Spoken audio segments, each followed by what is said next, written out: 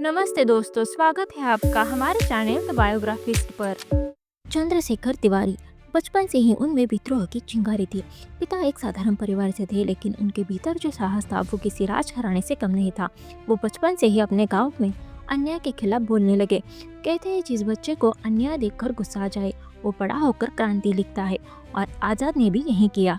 किशोर अवस्था में वो पढ़ाई के लिए बनारस पहुंचे, जहां गंगा घाट पर बैठकर उन्होंने साधु संतों से जीवन के बड़े पाठ सीखे। बनारस के क्रांतिकारी हवा में जैसे उनकी आत्मा पंख खोलने लगी। तभी असहयोग आंदोलन शुरू हुआ। 15 वर्षीय चंद्रशेखर भी आंदोलन में कूद पड़े। जब अंग्रेजी अदालत में उन्हें पेश किया गया और पूछा गया तुम्हारा नाम, तो उन्होंने कहा आज़ाद। पूछा बाप का नाम, बोले स्वतंत्रता। ये जवाब सुनकर जज भी दंग रह गए। उसी दिन से चंद्रशेखर तिवारी बन गए चंद्रशेखर आज़ाद।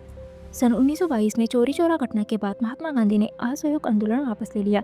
ये फैसला आज़ाद के दिल में तूफान बनकर चला। उन्हें लगा कि अंग्रेजों को केवल अहिंसा से नहीं गिराया जा सकता। वो देश की आज़ादी को अधूरा छोड़ने वालों में से नहीं थे। उन्होंने तय कर लिया कि अब उनका रास्ता क्रांति का होगा, जहाँ ना डर होगा ना पीछे हटना। यहीं से आज़ाद की मुलाकात होती है उन नौजवानों से जो हथियार उठाने के लिए तैयार थे, और शुरू होती है हिंदुस्तान रिपब्लिकन एसोसिएशन की कहानी। आज़ाद ने राम प्रसाद बिस्मिल जैसे महान क्रांतिकारियों से संपर्क बनाया और जल्द ही संगठन का अहम हिस्सा बन गए।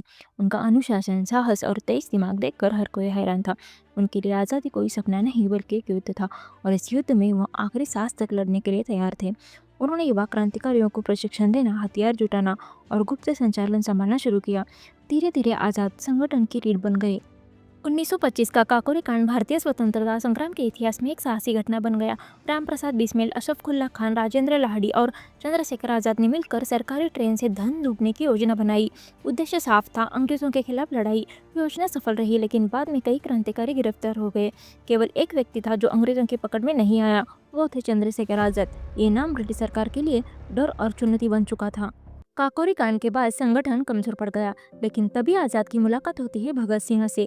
ये मुलाकात मानो दो ज्वालामुखियों का मिलन था। दोनों की सोच, जुनून और देश के प्रति समर्पण एक ही जैसा था।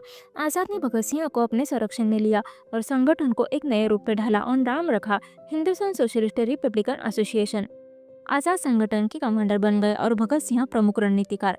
दोनों मिलकर नई क्रांतिकारी लहर लाने में जुट गए। जब भगत सिंह और उनके साथियों ने लाहौर में जॉन सैंडर्स की हत्या कर डाली, तो पूरा देश हिल गया। अंग्रेज बौखला गए और पूरे पंजाब में सर्च ऑपरेशन चलाया। भगत सिंह को बचाने, साथियों को सुरक्षित स्थान तक पहुंचाने और हथियार और संसाधन जुटाने की जिम्मेदारी आज़ाद पर आ गई। वो लगातार शहर बदलते, स्थान बदलते, लेकिन कभी पकड़े नहीं गए। अंग्रेजों को लगता था कि वो 20-30 लोगों की सेना है, पर सच ये था कि वो अकेला इंसान था जो 100 लोगों के बराबर हिम्मत रखता था। आज़ाद की जिंदगी अनुशासन, त्याग और सादगी का प्रतीक थी। वो जंगलों में रहते, पेड़ों की छाया में सोते और ज़रूरत पड़ने पर भूखे भी रह जाते, लेकिन कभी किसी से मदद नहीं मांगते। उनका नियम था, आज़ाद कभी नहीं पकड़ा जाएगा, आज़ाद कभी किसी को बेवजह नहीं मारेगा, आज़ाद कभी भारत को गुलामी में नहीं छोड़ेगा। उनकी पिस्टल, उनकी साइकिल और उनका साहस, इन 3 चीज़ों ने अंग्रेजी पुलिस को सालों तक परेशान रखा। 1930 के दशक तक अंग्रेजों की ताकत क्रांतिकारियों पर भारी पड़ने लगी। कई साथियों को जेल भेज दिया गया, कुछ फांसी पर चढ़ा दिए गए। भगत सिंह को फांसी की सजा सुनाई दी गई। आज़ाद दिन रात योजना बनाते गए कि कैसे भगत सिंह को छुड़ाया जाए, लेकिन परिस्थितियां कठिन होती जा रही थी।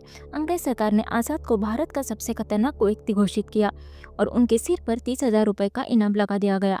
अब अंग्रेजों की पूरी कोशिश उन्हें जिंदा पकड़ने की थी। 27 फरवरी 1931 की सुबह इलाहाबाद के अल्फ्रेड पार्क में आज़ाद अपने साथी सुखदेव रास्ते मिलने गए। पार्क शांत था, पेड़ों की पत्तियों पर सुबह की धूप पड़ रही थी, लेकिन आज़ाद को अंदाज़ा नहीं था कि पुलिस पहले से वहाँ घात लगाकर बैठी है। किसी ने उनकी जानकारी अंग्रेजों को दे दी थी।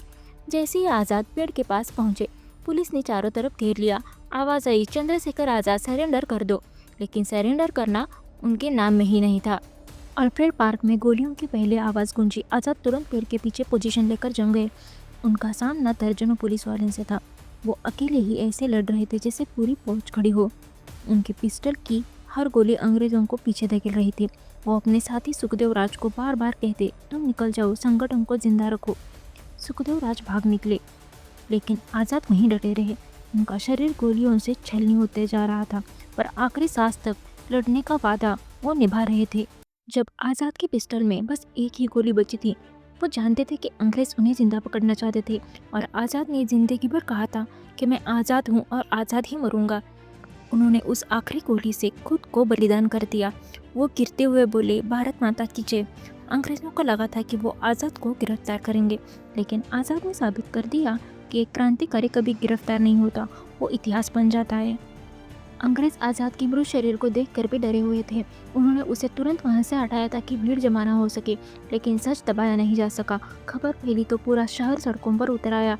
लोग एक ही बात बोल रहे थे, अंग्रेजों ने एक और बेटा मार गिराया। आज़ादी की ज्वाला और तेज हो गई। आज़ाद की मौत से भगत सिंह और उनके साथी और ज़्यादा दृढ़ हो गए। देश में क्रांति की आग और भड़क गई। आज भी इलाहाबाद का अल्फ्रेड पार्क उनका नाम लिए बिना शांत नहीं होता। उसका नाम बदलकर चंद्रशेखर आज़ाद पार्क रखा गया। चंद्रशेखर आज़ाद ने कभी खुद को नेता नहीं कहा। वो कहते थे, मैं बस एक सैनिक हूँ इस मातृभूमि का। तो दोस्तों, ये थी चंद्रशेखर आज़ाद की कहानी। अगर आपको वीडियो पसंद आया हो तो लाइक शेयर जरूर करें और हमारे चैनल को सब्सक्राइब करना ना भूलें।